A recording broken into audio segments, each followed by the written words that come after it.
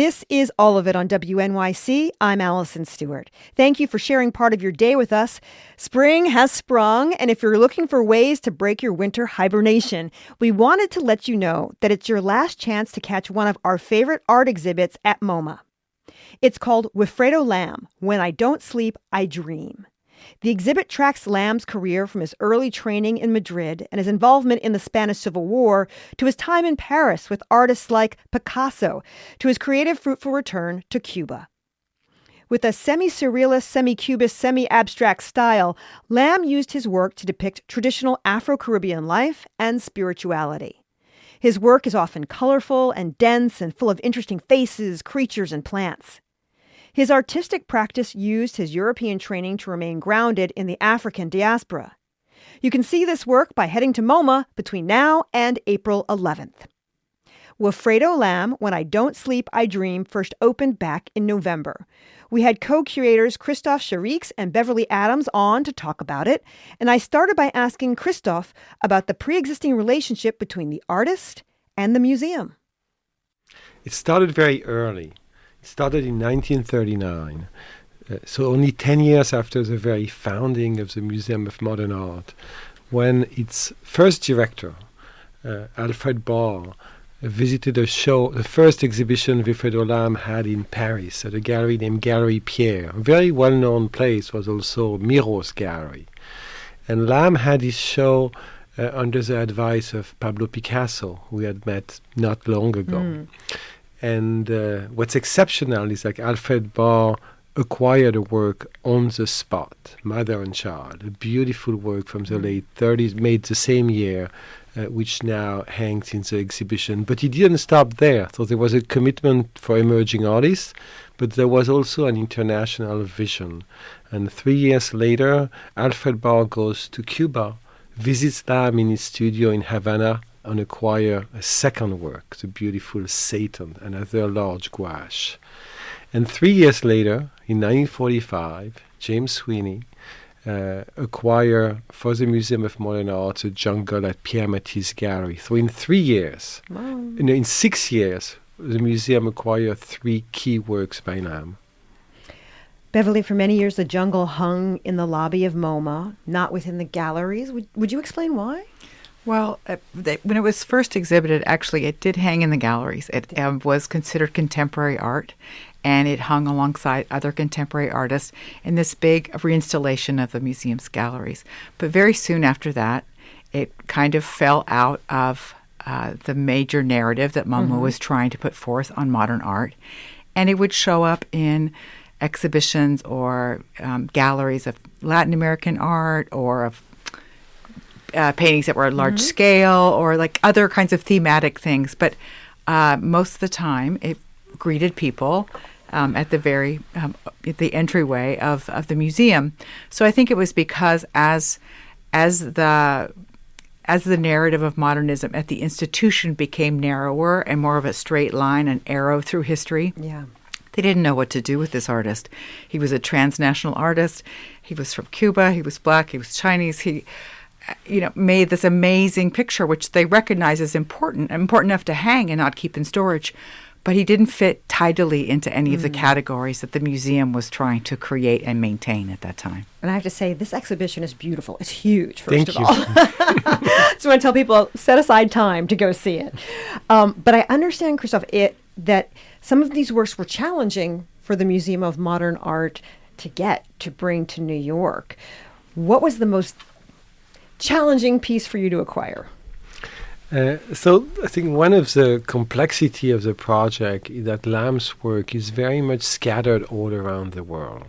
So it's an exhibition that brings together 59 lenders, 39 private collectors, 20 institutions. And we really, Beverly and I, wanted to go back to the drawing board, just try to really look at everything we could put our sight on and really pick what we felt was the most decisive picture. And one of them, maybe the most challenging of all, was his largest ever made work, almost 15 foot long, almost mural size, and on paper mounted on canvas, making it very fragile. And that work was so large, so fragile, that it had not been exhibited since the mid-50s. So it became, for us, absolutely a priority to bring it back and to show it for the first time in New York. Do you have a favorite image, Beverly? You said the most difficult one, perhaps, to bring. It's really hard. It's like choosing your favorite child Yeah. because we worked so long and so hard on this exhibition. And one of the goals of the exhibition was to bring people past the jungle into the later work. And for me, that's been really important. The way the installation is that you get to the jungle almost right away. You enter the museum, you look one way, you see the Civil War. You look another way, you see the jungle. And we really wanted people to understand how full and complex and gorgeous his career was and what an amazing art maker he was. So I'd have to say I can't narrow it down to one, but I was thrilled to learn about these works from the late 1950s that verge on abstraction called the Bruce paintings. I had not seen those in person before, and it's their first time in New York, so I hope people will be as surprised and excited about them as I was when I first saw them. We have to talk about the jungle. This was wild. This is not painted on canvas. That kind of blew my mind. Why did he paint this on paper? Well, his use of paper, and it's just plain brown wrapping paper known as craft paper. It was amazing. Well, it starts in Spain.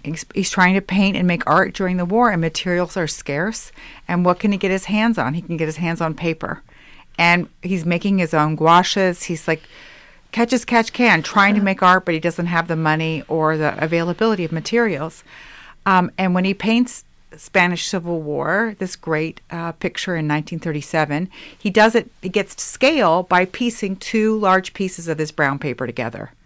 And then when he goes back to Cuba, when he wants to paint a statement painting, a big picture, he still doesn't have any canvas. And so he goes back to this wrapping paper, not some very fancy like artist paper, but this brown craft paper.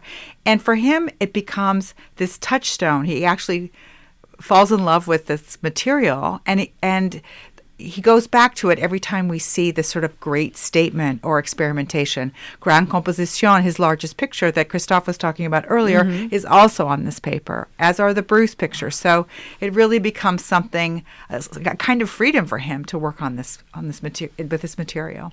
Those are the practical aspects. I can afford this material. I can afford to use it. Let's talk about his spirituality a little bit, Christophe. How does spiritual influences, how do we see it in his art?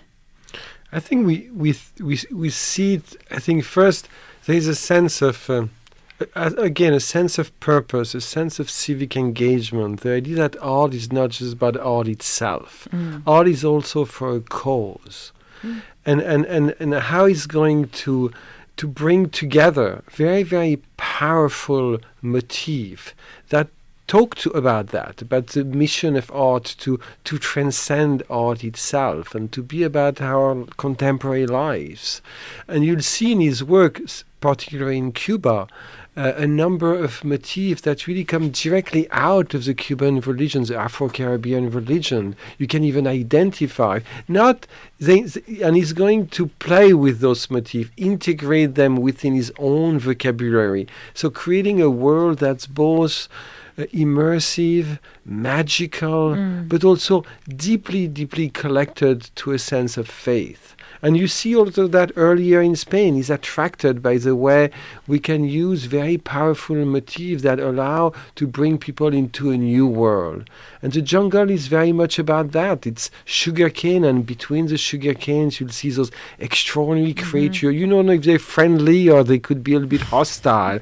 And you have to catch them, to find them, the creatures of the night sometimes. And they bring the viewer into a place that is completely unexpected. You mentioned the latter work, which seems a little spookier than his previous work. What was going on in his life when he was creating the work in his later years? I think the big break actually comes in 1946. He's spent the war in Cuba. He's been showing the whole time in New York City. And when he's finally able to travel again, he goes first to New York, then shows in London, some works that he had done while he was in Haiti, where he had exhibited, and then goes back to Paris. And post-war Europe really kind of, for lack of a better word, freaks him out. He sees the devastation. He's just like, oh my God, I can't believe this. And, he thought, well, maybe he would go back and continue his career that he had left in Paris in 1940. And he's not happy. Another thing he sees there, which impacts him, I think, greatly, is he sees his friend Aimé Césaire, who he had met in Martinique on his way back to Cuba. But he also sees African art being sold like baubles in the street, and he sees the separation between, the cultural production of these people from Africa, divorced from its context, its spiritual context, its day-to-day context, its life and meaning. And that really impacts him a lot. So when he returns to Cuba after this trip, he has a lot to digest. But one of the things that he states in some very powerful letters that he writes is that he doesn't want to be objectified like that, and he wants to sort of find a way to recontextualize, African art of the diaspora in a new kind of way. So he abandons colorful, tropical light and plants and makes these darker, more brooding compositions, but they are very theatrical and very stately and sort of, there's a kind of epicness to them because they're so theatrical that I think is motivated by this trip back to Europe in 1946. That was my conversation with co-curators Christophe Cherix and Beverly Adams. The show is called Wifredo Lam, When I Don't Sleep, I Dream, and you can catch it at MoMA through April 11th.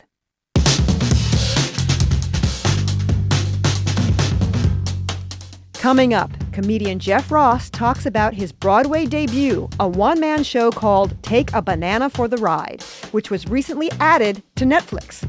That's coming up. This is all of it.